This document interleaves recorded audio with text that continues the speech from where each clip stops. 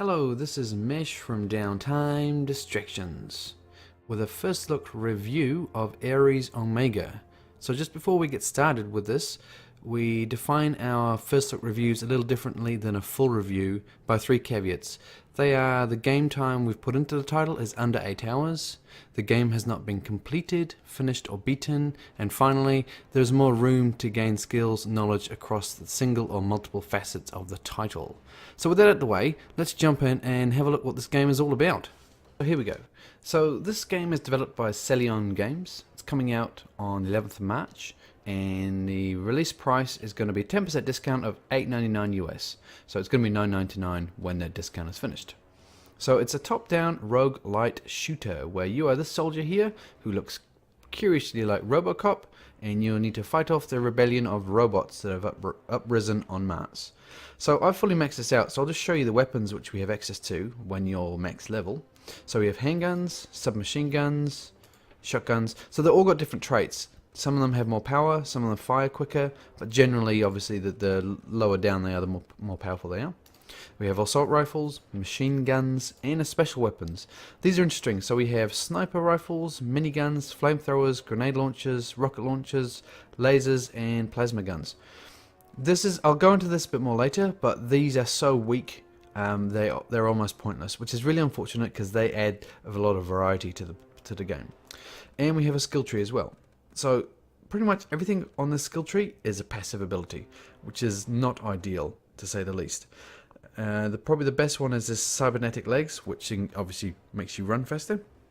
So that I guess enhances movement. So that is probably the best one. The rest of them are like add more damage, add a faster speed rate of fire, more shields, more health. So a very passive system here. It is not the best.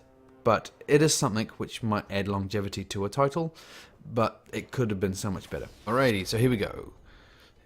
Ares Omega. So this is the main top-down screen you'll be looking at. Bottom left you have your shield and health. Middle is all your weapons. Here we go. Ooh, hold on, we've got a bit of trouble up here. There we go. Take them out. Take them out. Here we go. And drop some ammo cases from there. So your weapons here, so you can actually swap them out. So if you don't want it, you just hit the back button and destroy it. Yes, then you have a space to pick up another one. And on the right you have health and grenades. And the little green bar down the bottom right hand is actually your reloading. Strange place to put that. Points top left, but yeah. So what we've got around the map. So obviously you open a door and a whole bunch of robots spill out trying to kill you, murder you. Very painful. Oh, I level up again. Okay, let's take them out. There we go. Okay. So they drop money, and these crates drop loot. So there we go. I got some minigun ammo and something else. These are kind of explosives just to help you out. Let's reload, and I'll get a top up my health here. So that is an interesting game mechanic, I guess. You can't just do it anywhere because you stop and you can't move. So if you do that in the middle of a fight, you're going to be in trouble. So what have we got? This crate. Ooh, medkit. There we go. That's good. There are little secrets here and there as well. Sometimes you shoot the wall and they release a little trapdoor. Okay, let's change to a bit of gun here. This is on Ultra. So I've completed this title, and now this is a really hard mode. So these guys are going to be pretty brutal and do a lot of damage to me. There's a turret based in here. So every now and again you get a turret, but for the most part it's just robots here and there, and then every now and again there's a turret. Okay, and you can shoot those crates too, but it makes sense to hit them with the melee. You got a little melee there and a little roll as well. So let's get some more. Oh, not good to run up the robot pointing your weapon with no rounds in the chamber. That would be embarrassing. Okay, let's change to the different. Give us a plasma weapon here. As I say, the plasma weapons and the laser weapons, they're all, I mean, they look kind of cool, but they're all so lackluster and really pointless. So yeah, I guess this is the basic gameplay in a nutshell. Going around, getting some ammo. So the game is, you got to watch your rate of fire, because if you use too much, you're going to run out of ammo, and then you'll be running up to robots and trying to punch them to death. It doesn't really work. I've tried it, and I died horribly. Okay, so this is a dead end. So these levels are all procedurally generated. which I think is a fantastic way to do it. It really gives you a fresh level every time, obviously, and so you can't cheat and run off to the boss where you know they are. So when you get to level, so there's 10 levels to start with, then on level 7 you start getting to the bosses. So at the end of level 7, 8, 9 and 10 there's a boss. Ares Omega's at the end of level 10. And so I have defeated them and I've unlocked the Ultra mode, which is what we're doing now. So in essence it's the same, it's just a lot harder.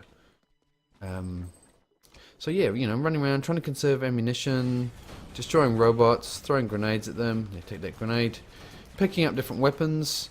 I generally find that I'm just backpedaling all the time, as that is, it makes more sense because you open a door and they'll charge through and kind of bottleneck. But that is what these games are really about a lot of the time. You could look at it negatively if you want. I'm kind of torn about it. I mean, initially I didn't mind, but now that I played it right through, I'm kind of getting a bit bored of that mechanic and only really doing that. So I try to charge into the room and kind of run around. It's probably not going to end well for me by doing this on Ultra, and you can kind of kite them around a little bit. Check a roll here and there. Come on, shotgun, don't fail me now. There we go. Yeah, so that's kind of a better way to do it. I think just mix it up like that. But still, in essence, it's the same, kiting them around and shooting them. But yeah, so I'll put some footage in the background of other levels. They're all the same design, but let me give you my positives, negatives of graphics, audio and gameplay, and then we'll wrap it up. Okay, so graphically, how do we think it looks? I mean, I think there's quite a few nice features in it. I think the explosion's really nice. You add the exploding robots and the limbs flying up towards you when they explode, and it looks okay. But for the most part, I'd say it's pretty low quality. The animation of the robots and your character itself, not very good. The actual look of the area you're in, pretty low quality. There's not much lighting, the textures aren't amazing, there's no real animations apart from the robots, you know, nothing's alive, nothing's moving. I mean, it's acceptable, but it's nothing amazing. So I'll say pretty low quality visually, that's for sure. Okay, so let's talk about audio. So audio, I guess, probably across the board, the general audio quality seems to be pretty average. So the sound of the weapons, the sound of the robots, the sound of the doors, the sound environment is very average. I mean, it's very functional and it works well, but yeah, very average. But there is a standout feature within the audio for me, which is the actual soundtrack.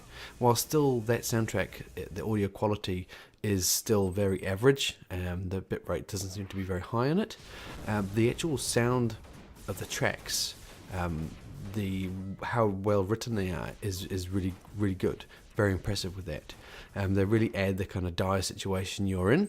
They're building the tension, and it fits nicely with the scenario of the character in that world. So that for me is there's a positive in that. But I guess generally audio is pretty average. But I said the soundtrack for me is pretty good. It's up there. Okay, so just before we actually get into talking about gameplay, I just wanted to mention and bring to the attention of, I guess, if the developer listens to this or watches this, and just to, I guess, a bit of a warning to maybe check the forums on this title before you purchase. I had quite a few crashes. I think the final level crashed for me 4 times, so I was unable to complete the game after the first 4 attempts, because every time I'd get to level 10 it would crash. I also had a few crashes randomly here and there, and probably the most annoying thing is sometimes when you open the crates or punch them open, it teleports you out of the map and into the kind of the black area, the black nothingness of the abyss outside the area. So I mean, that might have just been my personal experience with this game, but generally, I mean, if it was a one-off or, you know, every now and again a crash, you could say it might be my rig. But yeah, just check the forums to make sure a lot of people aren't saying the same thing before purchasing. So that's just a bit of a, you know, a bit of a warning with that. Okay, so the core to any game is the gameplay, and this one, it's average. I mean, let's break it down. So the weapons themselves, there's some balance issue with the weapons. A lot of them are fine. So the shotguns, machine guns, SMGs and general rifles, they're all quite well balanced, but everything else seems to be really weak and pointless, and you won't use them because they're so pointless. And that's where the special weapons are. So the variety is really limited because you're going to be using just standard projectile weapons, not lasers or explosives, which is a bit of a disappointment. The skill tree is kind of the same. It kind of feels like it's a bit of a rushed afterthought where they didn't want to muck around with the actual gameplay, and they've just added it to say to tick the box, we've got a skill tree. And all the abilities, there are no abilities from that skill tree. It's all very passive. So, increase weapon damage, increase health, increase shield. And I don't think that's acceptable. If you're going to have a skill tree like that, you need to actually change the gameplay mechanic from it. So if you're going to add a skill tree, say, okay, this option here gives you the chance to do a bigger jump. This option here makes you speed up for 10 seconds. This option here has a repair drone fly around you and heal you up or something. This option here makes you immune. Anything like that would be a big improvement on the skill tree that they've added. So that's also a bit negative. I mean, it doesn't change the actual gameplay itself from being quite fun, and I did enjoy it.